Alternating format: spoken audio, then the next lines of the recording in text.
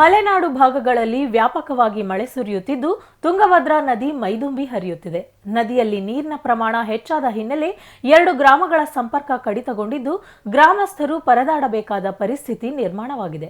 ಹಾಗಿದ್ರೆ ಯಾವುದು ಆ ಗ್ರಾಮ ಅಂತೀರಾ? ಈ ಸ್ಟೋರಿ ನೋಡಿ. ಮಲೆನಾಡಿನಲ್ಲಿ ಮುಂದುವರೆದ ಮಳೆಯ ಆರ್ಭಟ.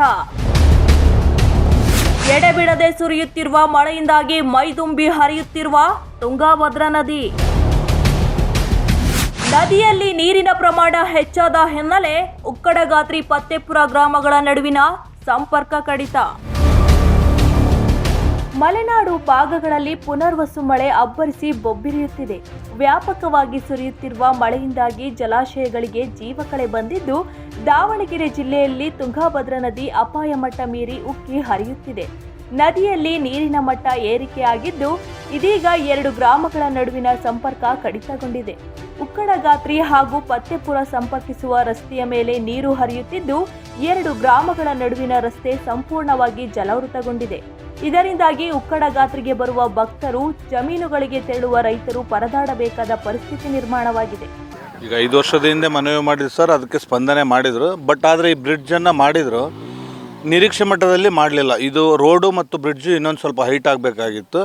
ಅವರೇನು ಆವತ್ತಿನ ಕಾಮಗಾರಿ ಯಾವ ಥರದಲ್ಲಾಗಿದೆ ಆ ಥರ ಅದನ್ನು ಮಾಡಿದರು.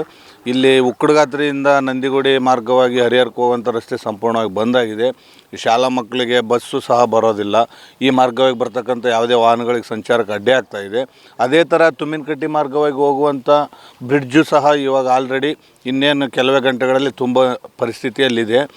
ಇವೆರಡುಗಳ ಅವಶ್ಯಕತೆ ತುಂಬ ಇರೋದರಿಂದ ದಯವಿಟ್ಟು ಈ ಸರ್ಕಾರದ ಅಧಿಕಾರಿಗಳಾಗಿರಲಿ, ಜನಪ್ರತಿನಿಧಿಗಳಾಗಿರಲಿ, ಈ ತಾಲೂಕಿನ ಶಾಸಕರು ಆದಷ್ಟು ಬೇಗನೆ ಬಂದು ಇಲ್ಲಿಯ ಪರಿಸ್ಥಿತಿಯನ್ನು ನೋಡಿ ಇದಕ್ಕೆ ಸೂಕ್ತವಾದ ಒಂದು ಕ್ರಮವನ್ನು ತೆಗೆದುಕೊಳ್ಬೇಕಂತ ನಾವು ಅವ್ರ ಹತ್ರ ಕೇಳ್ಕೊಳ್ತಾ ಇದ್ದೀವಿ. ಪ್ರತಿ ವರ್ಷ ತುಂಗಭದ್ರಾ ನದಿಯಲ್ಲಿ ನೀರಿನ ಪ್ರಮಾಣ ಏರಿಕೆಯಾದಾಗ ಉಕ್ಕಡಗಾತ್ರಿ ಹಾಗೂ ಪತ್ತೆಪುರ ಗ್ರಾಮಗಳ ನಡುವಿನ ಸಂಪರ್ಕ ಕಡಿತಗೊಳ್ಳುತ್ತದೆ.